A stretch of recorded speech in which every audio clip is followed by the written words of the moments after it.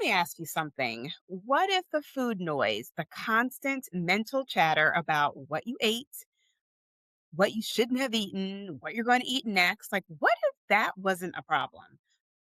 What if that was not a hunger problem? What if it's not even a hormone problem?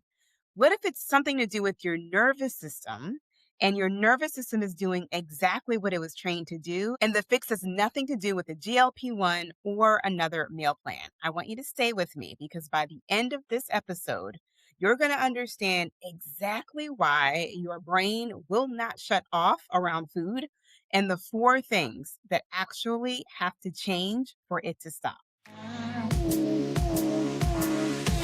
Girl, if you're tired of losing the same 20 pounds over and over and over again, listen up. For years, I thought something was wrong with me. I kept promising this time would be different, only to find myself stress eating at the kitchen counter after a long, stressful day. I thought the problem was my body. I thought the problem was the diet I was on or my lack of discipline. But the truth, the real problem wasn't what I was doing. It was who I was being.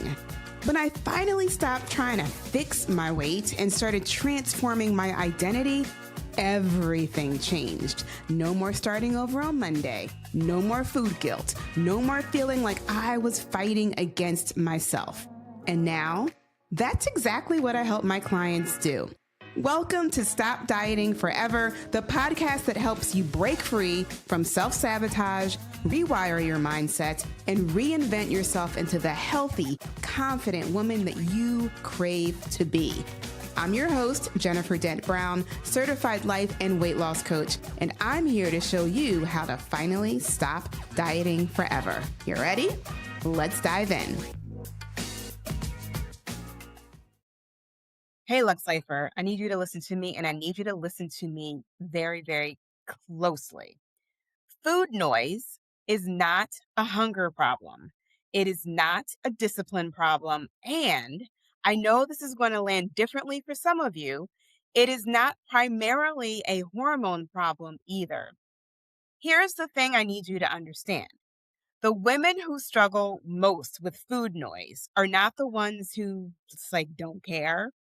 They are the ones who care too much. They're the opposite, the ones who are like caring too much, but using the wrong tools as you're trying to take care of the food noise.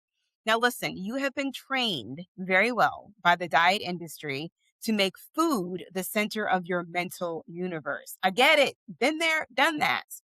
How do you think Stop Dieting Forever came into fruition, right? It was based off of decades of me trying to quiet the food noise. Or back in the day, I used to just call it mind drama.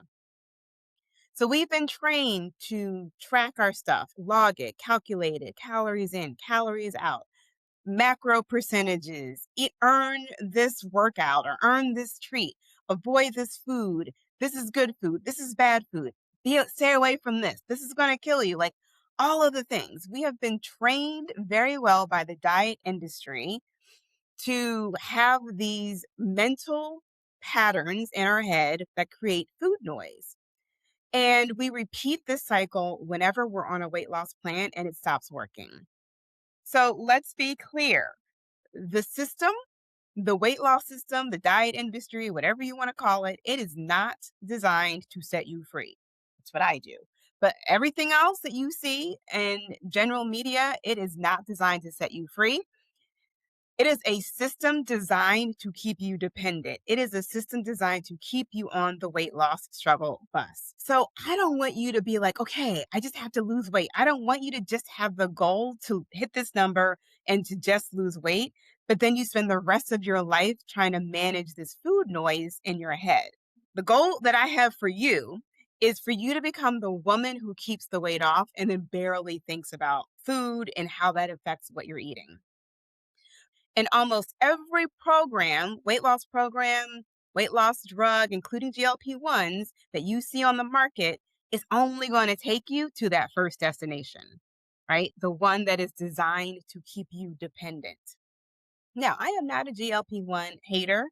In fact, I think it's a great support tool. And we're going to talk a little bit more about GLP-1s as we go through this really, really, really important filter that I want to teach you.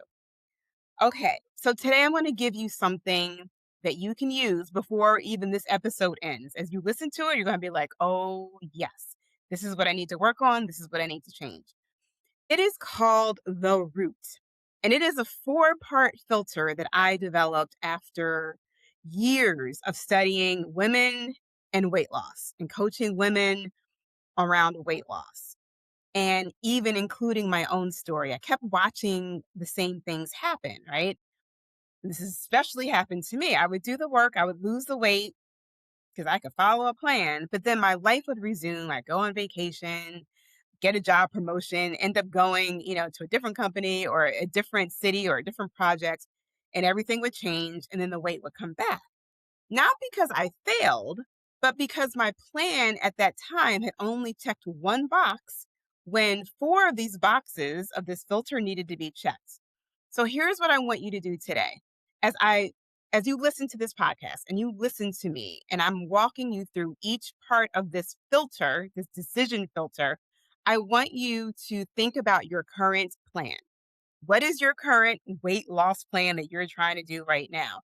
Or if you're not doing anything and you're trying to find the motivation and you're listening to me like, okay, she's talking about stop dieting forever. I need her to motivate me to get started again. I want you to think about the last plan that you tried, the last weight loss plan, and honestly ask, did did your plan address the things that I'm going to talk about today? Yes or no? And by the time we're done, you're going to know exactly where your gap is. Because y'all, I am a consultant by profession and I solve problems. So I'm creating this decision filter for you to analyze what you're doing or what you did before to show you exactly what wasn't working and why you haven't been able to reach your goal. And I can tell you right now, I already know 99.9% of y'all, the gap is going to be in the same two or three places every single time. And if I'm wrong, I want you to email me or send me a DM on Instagram and tell me that I was wrong. Okay, here's again, I'm going to give you four filters. Here's the first one. It is body. Body, right? And you're thinking, all right, Jennifer, I'm eating the protein, I'm drinking my water, I'm getting my steps in, and nothing is changing. Now, if that sentence, if you resonate with that, and I know a lot of you do, I want you to stay right here because this is not a motivation problem. This is a precision problem. Okay. The first part of the filter is what I'm calling body, BODY. And yes, this is the box that most weight loss programs check because they teach you how to count calories. They teach you how to calculate your TDEE and your RMR and your macros, and it creates meal plans for you and all of those things, right? And that is real. Those things actually matter, especially after 40, when your hormones and your minerals and your metabolism are operating in a completely different environment than they were at 30. But here's what most plans miss. A plan that is built for a generic body, a cookie cutter plan that is built for a cookie cutter body, is going to give you generic results. And listen, girlfriend, you are not generic. You do not have a generic body. You are a woman in midlife with specific hormonal patterns, specific mineral deficiencies, and metabolic shifts that require precision. Not buying a plan off of Instagram or asking ChatGPT to put something together for you. That's just guessing. Doing all the things and still getting no results is not evidence that your body is broken. Really, it is evidence that the plan was built for somebody else's body, not your body. And this is for my Lux Lifers who are on GLP-1s because I know a lot of you are, or you're considering one, or maybe you're coming off of one. GLP medications are what I consider a body layer tool. And that is not criticism, it is a category. Again, I am not a GLP-1 hater. I actually am absorbing all of the research that's coming out about GLP-1s and how beneficial it can be for people's bodies, especially women in perimenopause. Ooh, and we match that with HRT. Like the studies are amazing. We'll talk about that later. But It is a tool, it is not the full solution. Okay. Your GLP-1 is going to suppress your appetite, it's going to slow your digestion. And for some women, it's going to create a window of relief, quiets that food noise, right? So it makes the other work possible. But here is what a GLP-1 cannot do. It cannot build your capacity to feel discomfort. It cannot construct certainty. It cannot create a daily practice for you. And we're going to talk a little bit more about all of those things. What they do is they quiet the food noise chemically. And when the medication stops, if you choose to stop taking it, or if you're just like, I don't know if I want to stay on this for the rest of my life, when the medication stops, there are three other boxes that we're going to talk about today that are still empty, and the food noise comes back, right? Oprah famously went on some show, I forgot who she was being interviewed by, and she was like, I stopped taking my weight loss drug, my GLP-1.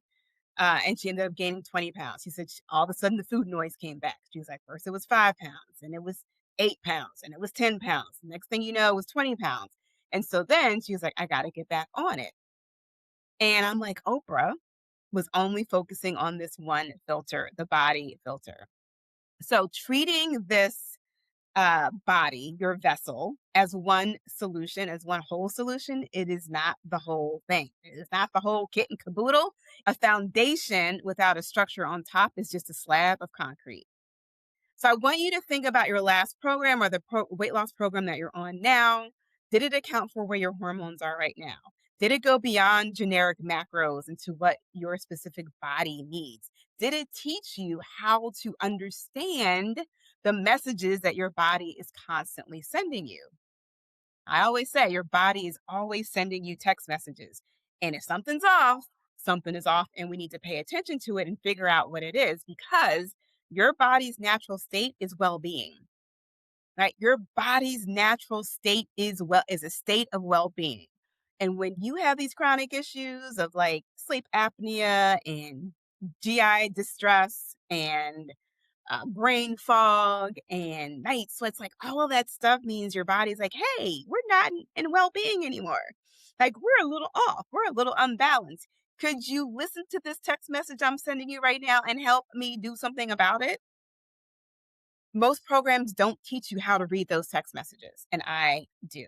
All right, so that's filter number one. Filter number two is capacity. And this is when you're thinking like, I just need something to take the edge off at the end of the day. My nighttime snackers, this one is for you. My after work stress snackers, this one is for you. Because let's be real about what that idea really is, that thought is of like, I just need something to take the edge off at the end of the day, or I just need something a little bit sweet after I eat a meal. It is not about food. It is not about drinking your favorite wine at the end of the day. It is about the fact that by the end of the day, girlfriend, you have nothing left in your tank. You are spent. And the fastest, easiest way to feel better is something in your hand and something in your mouth. That is not a weakness. That is your nervous system doing exactly what it was trained to do. And that is the direct cause of food noise, y'all. That is the trigger for the food noise engine to let's go. And it is the part of the filter where most weight loss programs completely abandon you. Here's the thing. Your nervous system was acclimated to chronic stress, right? Your nervous system has been acclimated to chronic stress. And that is not something is wrong with you. That is not a character flaw. This is something that I had to understand for myself as well. It is biology.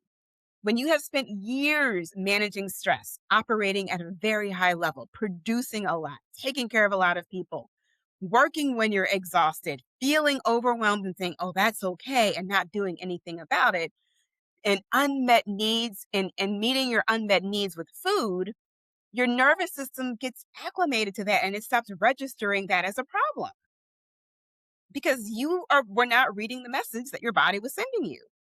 And that becomes your default and it becomes comfortable. Even though it's costing you everything and it's not something that you actually want, it becomes your norm and you get used to it. And food noise is what that sounds like from the inside. So let's talk about capacity. Capacity is your ability to feel discomfort without food becoming the solution, right? And I want to name specifically what that discomfort looks like because it's not some airy fairy, like esoteric gray thing that I'm talking about, some abstract thing. It looks like you saying no to the birthday cake at the office party and sitting in the awkwardness of being the only person not eating it. It looks like you going out with your girlfriends and they're like, "Hey girl, I ordered you your favorite cocktail." And you're like, "No, thank you. I'll have sparkling water with lemon, please." It looks like telling someone that you cannot help them with something because you have committed to being in bed by 9:30 and you helping them is going to mess that up. Feeling the discomfort of their disappointment and not immediately wanting to fix it it takes capacity, right? It takes capacity to feel uncomfortable when your people pleasing ways are used to saying, "Yes, I can help you. Yes, I'll do that." Right? Capacity looks like you coming off of a really brutal work call where your boss is laid into you, or one of your team members was like really upset and it upset you, and you not going straight to the pantry because you are building the capacity to feel that stress in your body without needing food to discharge it, right? It's like overriding your people pleasing patterns and tolerating the feeling of having to say no. That, my friend, is capacity. That is some grown woman-ish right there. It is capacity. It's not willpower. It's not you being mean. It is a skill that builds because willpower is a resource that depletes. It goes away. Willpower is not finite. It disappears. But capacity is a muscle that you have to build. So every time that you pause before you reach for your snack, and you sit in that discomfort for that moment, you are building your capacity, right? You are expanding that ability to feel uncomfortable in the moment. And when you do that, and every time you do that throughout the day, throughout the week, throughout the month, you are becoming the woman whose nervous system does not require food or wine or alcohol to regulate itself, right? And when that shift happens, the food noise begins to quiet not because you're restricting, but because food stops doing that job. So here's a common mistake that I see a lot of y'all making when you're trying to lose weight. You're trying to manage the food noise at the food level, right? So you give yourself more rules of like not eating past 4:37 p.m. I am not eating sugar. I am only, drinking juice for 3 days. Like you give yourself more rules, more restrictions. You try to track more, and that only addresses the symptom. Capacity, expanding your capacity addresses the source, right? It gets to the root, y'all. So I want you to think about your current weight loss plan or the last one that you did. Did it give you any tools for the discomfort that is not physical hunger, right? Did it help you address people pleasing tendencies? Did it help you with emotional regulation? Or, that stress that ends up with your head in the snack cabinet in the pantry? Be honest, keep it real, right? This is always the most important one. Okay, so we've talked about body, we've talked about capacity. Let's talk about filter number three, certainty. And this sounds like I've tried so many things, Jennifer. I've tried so many things to lose weight and nothing has worked long term. So I'm listening to you, but I don't know how what you're saying is going to be any different because I have a very clear path, a lot of evidence that I cannot lose weight and keep it off. Right? I hear this on almost every single weight loss consultation that I do. I know that voice, it sounds like it's different. It sounds different from different people, but I know the root cause of it because I was there as well. I want you to know that that thought is not you being pessimistic. It's not you being depressed. It is not you having a bad attitude. It is a well developed muscle. It is a story. It is a strong story that you have been telling yourself for a really long time. And the problem is the story is the wrong story. So every time a plan didn't work, every time the weight came back that you lost, every time that you had to start over at the beginning of the month, your brain filed that away as evidence and you didn't know what was happening, so you couldn't stop it, right? You are collecting evidence that you cannot lose weight. You're collecting evidence that your body just doesn't respond like everybody else's. Something must be wrong with your body. You were collecting evidence that sustainable weight loss and like being able to live a normal life in a quote unquote normal body is available for everybody else, but not for me. Right. And now that evidence comes up, it bubbles up, it fires automatically. The moment you were like, oh, I think I'm going to try something new, your brain is like, remember what happened the last time you tried to cut out carbohydrates? Remember the last time you and so decided you were going to lose 10 pounds in 24 hours, right? Remember the last time you thought you were going to go hard at Orange Theory Fitness? You were going to go 4 days, 5 days a week. Remember what happened? Yeah. Your bratty brain has collected that is the part of your mind that has collected every failure and will present them to you loudly. Loudly, like on a megaphone, at the very exact moment where you are trying to elevate and do something different. Listen to me. Your bratty brain does not speak the truth. It is just a pattern, and patterns can be interrupted, but only through practice and not through motivation. So stop depending and waiting on, oh, I just need to be motivated. Oh, I just need to, feel like I want to do this again. Certainty is a muscle, y'all. It is built the same way that every other muscle is built, through consistent, repetitive effort over time, even when it's uncomfortable, especially when it's uncomfortable, because that is when certainty grows. Every time your bratty brain tries to sow the seed of doubt in your motivation, or try to sow the seed of doubt in your wanting to do something different for yourself, we got to clap back. Certainty is the clap back to your bratty brain. So here's what that looks like in practice.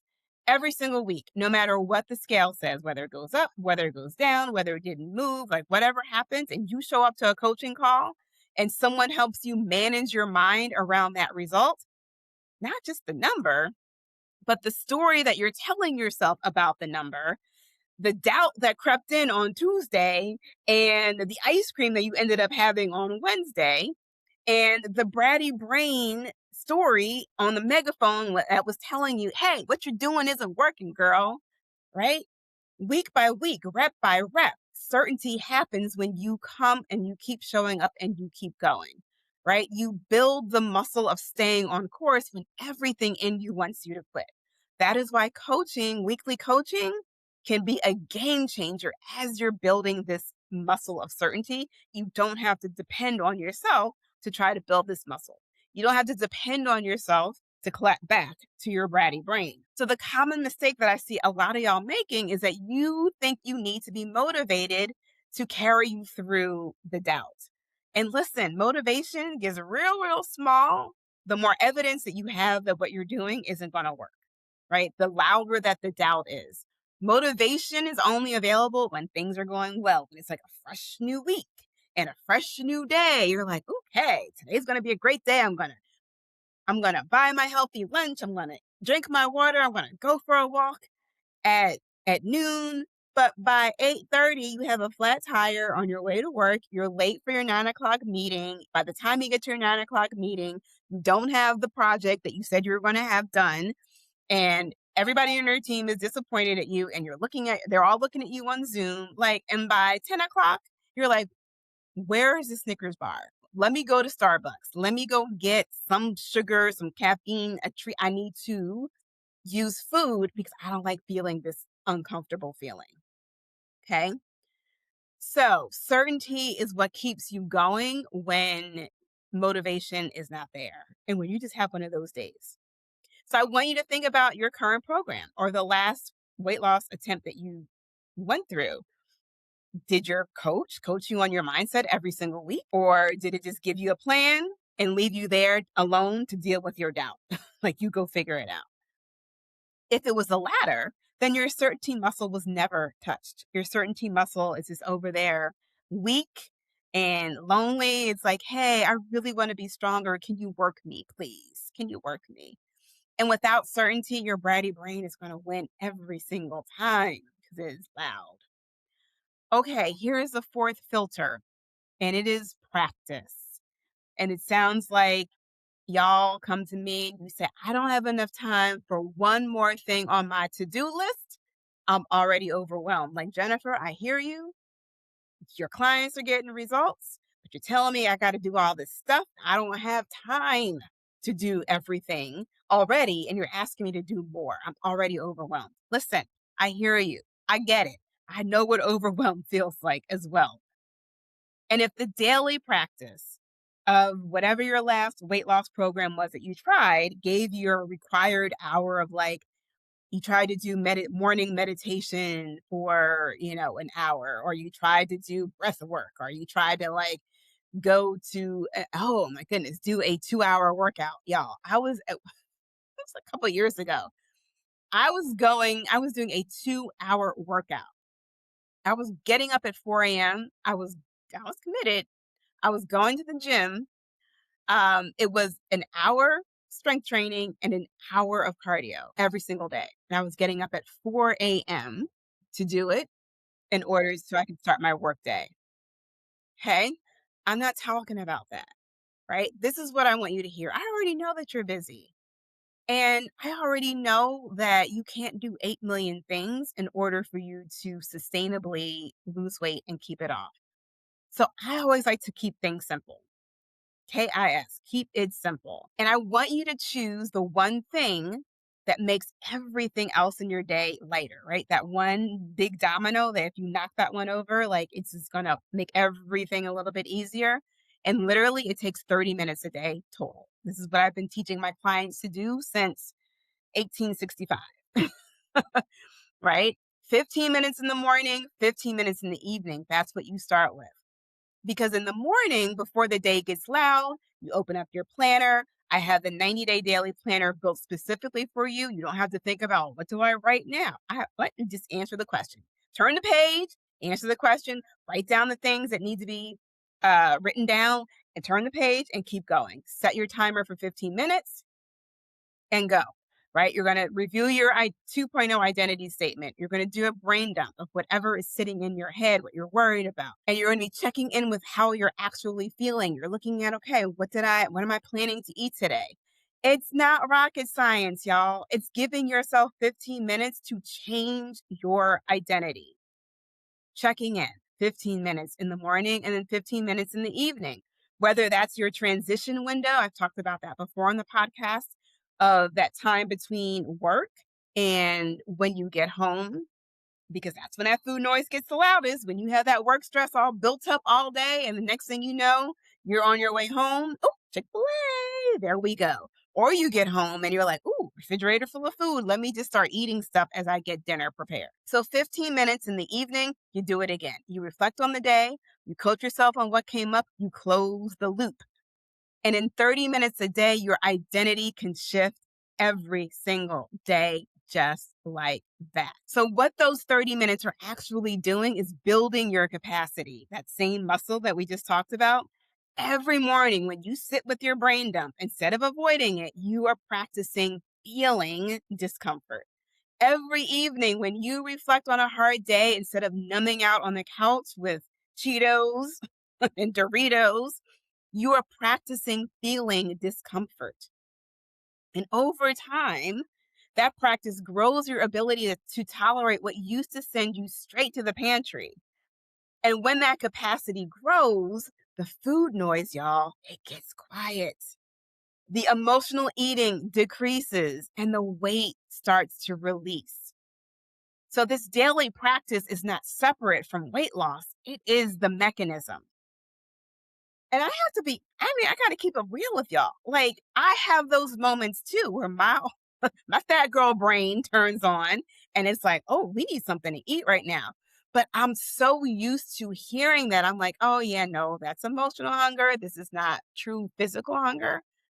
The food noise, which used to be like really loud, it's like a whisper in the background.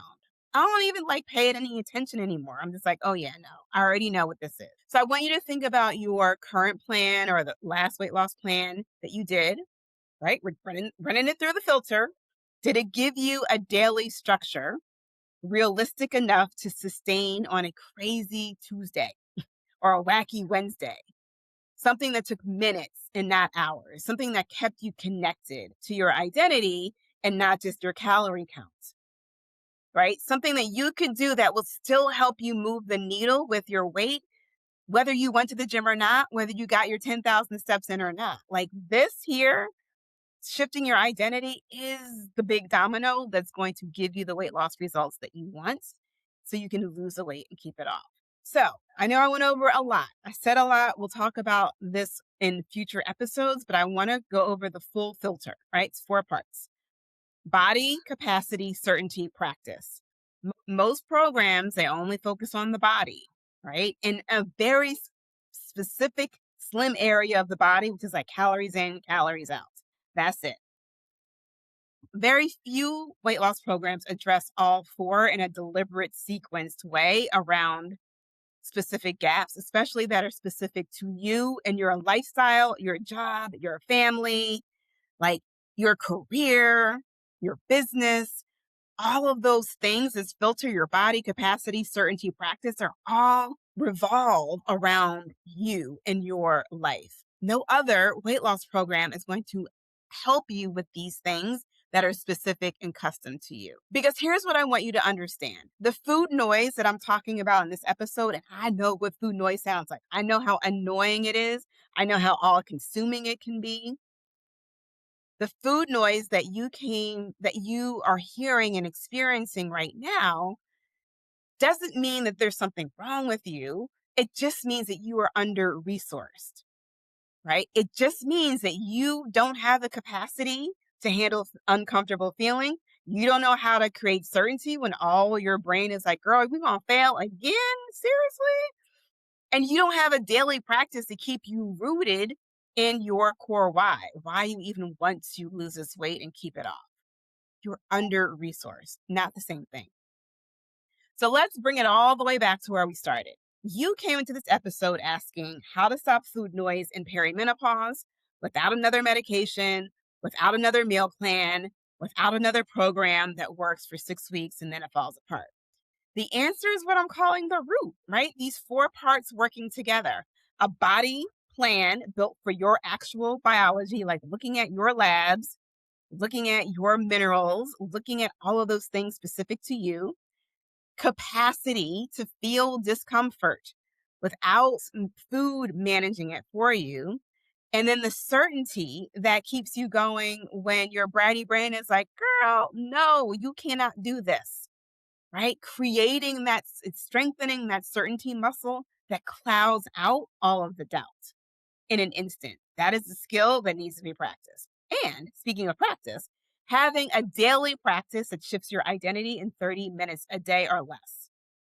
That is how you stop the food noise, not by controlling food more tightly, but by needing it less. Hey, I want to share with you real quick one of my clients and how the 4 filters helped her to lose 22 pounds. But before we do that, I want to take a quick break.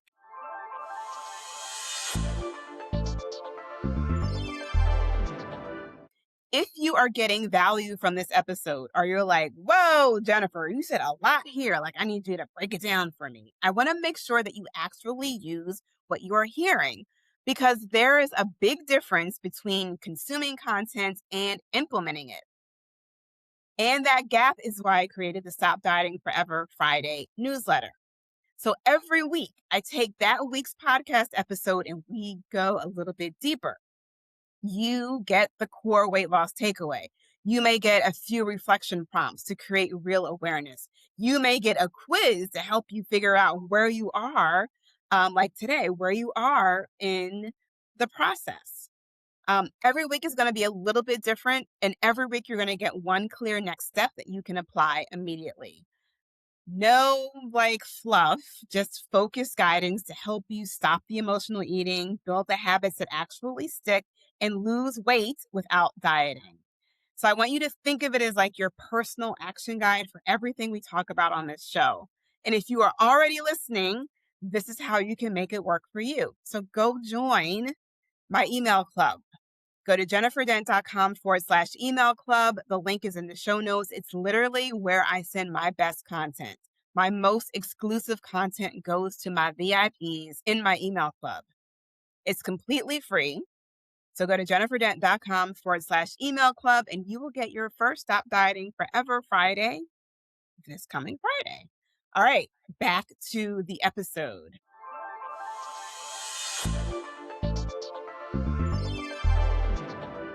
All right, I want to share a quick case study of one of my private clients because her story is a perfect illustration of why food noise doesn't just go away with a plan. But she's down 22 pounds and she's still losing weight. We're still working together. So she came to me a couple months ago and she's tried everything. She knew what to eat. She had lost weight before, but she gained weight during COVID and wasn't able to lose that weight. So knowing what to do was not her problem. So on the body side of things, one of the first things that we did is run an HTMA test, a hair trace mineral analysis test. And so that tests your mineral levels and gives us a read on how your metabolism is actually functioning. So we got her test done. I do the test results myself. Her results showed that she was a fast oxidizer, which means she was operating in a chronic stress state and she was burning through the minerals faster than she could replenish them. So when we got her on the right minerals to support her body, I did a full nutrition review, 14 days of looking at everything that she was eating. And what I found was that she was actually under eating. She was eating very clean, like a lot of you probably do. Too many vegetables, not enough protein, and just not enough food overall. It was like that bird eating mentality. So I told her, like, hey, you got to eat some more. She did, and she lost weight. Like, we were even prepared for her weight loss to stall because we were increasing her protein, and it didn't. Her body actually was like, hey, this is exactly what we needed. And she continued to release weight. So, this is what happens when you stop guessing and you start working with the actual data from your body. When we looked at her capacity, she told me she used to come home from every family trip with a suitcase full of food, right? Good old home cooking from home. And instead of bringing home a whole suitcase full of food, she literally brought two things home for her son. That was it, nothing else. And so when I was like, okay, so what was different about this trip versus trips before in the past? And so when I asked her why, she said, I just asked myself, who do I want to be? So she was working on that identity statement. And she realized her old self was the one that brings home a suitcase full of sweet treats. But the person that she was working on becoming, she didn't do that anymore. So she brought something home for her son, and that was it.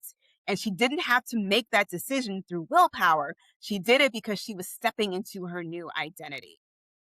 So when we look at her certainty, right, this is the big thing that we really had to work on because every single week she would come to the call convinced she was failing. She was convinced it wasn't working fast enough. And I would look at her data. We would calculate her weekly weight average, and every single week, except for 1 week during the holidays, she would lose weight.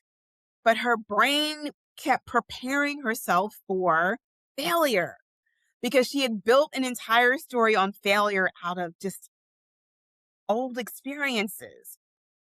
And so we did the internal work. I always say you cannot move forward if you're looking in the rearview mirror. That's a quote by Bishop T.D. Jakes. And so what she was trying to do was trying to become her 2.0 self, but she kept referring to all this past failure. So we had to do the hard coaching every single week to build this unwavering knowing, this certainty that and the trust in the process that what she was doing was actually working. And that was huge for her. Huge. And then on practice, finding the practice, she journaled every single day. I gave her an opportunity to rediscover journaling. And she had a core why that was deeper than just wanting to be smaller, just wanting to lose weight. And she had some really tough weeks. And her daily practice, it fell off to the side as these things happen. And the weeks where she wasn't journaling as consistently, her weight loss was a little bit smaller. The weeks where she did more journaling and she did process the bigger emotions, her weight loss was a lot bigger. So we were collecting that data and we saw the trend and it was like, wow, okay, so this is a practice that really, really works for you. So her food noise got quieter, not because she restricted more, but because all four of these filters, these areas were working together. She's not on a GLP-1. She is in perimenopause. She is a busy mom of three. And so it wasn't that she had to chemically change her brain, but she just had to put these four components together. And here's what I want you to hear if you are currently on a GLP-1 or you're considering one, that this is the work that needs to be done while your food noise is quiet, right? While you have chemically altered your brain to quiet the food noise, which no shame, like that's a great thing. Take advantage of the quietness and do this work, right? Work on your body, work on your capacity, work on your certainty. Because if you decide to come off, you need to be certain that your body, you know exactly what to do, right? Develop that practice to help you lock into your future self identity. I said a lot today, and we're going to dissect a lot of these components in future episodes. But this is the root. If you're not doing all four of these things, if you're not focusing on body, capacity, certainty, and practice, then you are not going to be able to lose weight and keep it off. I'm sorry. That's just how it's going to happen. So here's what I want you to do before you go to the next podcast. Write down the four parts: body, capacity, certainty, practice, and put an honest check mark next to every one that needs to be addressed, right? Every one that is missing, and not in theory, in practice, right? This is your diagnostic. This is where you start. And you can do that today, whether or not you work with me ever, okay? But here's what I want you to understand about why my clients get such great results and why I work differently. Most programs give you a plan. And I know this because I tried them all. I was like, I just need to find the right plan for my body and then everything will be great. Guess what? I wasted decades trying to find the right plan. What I needed, and now what I offer my clients, is not a plan, it is a transformation. A plan gets you results. The transformation makes sure those results are permanent. Not because you stop eating sugar or you become a vegan or you become a carnivore, not because you're just changing what you eat, but you are changing who you are in your relationship to your body, your food, and yourself. And that is some grown woman-ish. And if you're looking for a cutesy little 30-day, 45, 6-week plan, go ask ChatGPT. But if you're ready for the deep transformational work that will free you from food noise forever, you need to come talk to me, right? You need the precision. You need to stop guessing why your body isn't cooperating and start solving the actual problem. The gap between doing everything right and still not seeing results, all of that goes away because I know exactly how to diagnose what is missing. So the next step for you is to book a weight loss consultation with me. It's a conversation, right? My program is called Forever Well Private Weight Loss and Life Coaching. I want you to book a call with me. The link is in the show notes. We will look at your history. We will run it through this filter together. We will get clear on exactly what you have been doing and what you have not been doing. And we're going to fill that gap and tell you the exact next steps of what you need to do to stop dieting forever so you can live forever well. Come to the call. Be honest, because that is the only requirement. And if this episode gave you something real to think about today, I want you to share it with your girls, share it with your squad, share it with a woman who needs to hear it. Because she is out there. She is exhausted. She is frustrated. She is tired. She is convinced something is wrong with her. She doesn't know she has other choices. She needs to know that her plan was incomplete. That is it, not her. All right, y'all. Live Lux, and I will see you in the next episode. Did you love today's episode? Are you loving this podcast? Then you're going to love Forever Well, which is my exclusive newsletter where I break down how to stop self-sabotaging your weight loss and reinvent yourself into the healthy, grown-ass, confident woman you know you want to be. Girl, each week I'm going to send you bold insights, real talk, because, I like to keep it real, and strategies that you can actually use to start your diet-free lifestyle straight to your inbox. Subscribe now at jenniferdent.com/email club or find the link in the show notes and start your reinvention today. Oh, and if you love this episode, don't forget to subscribe, rate, and review because it helps more women just like you find this life-changing work. All right, y'all, head on over to jenniferdent.com/email club to get Forever Well. All right, live Lux, and I'll see you in the next episode.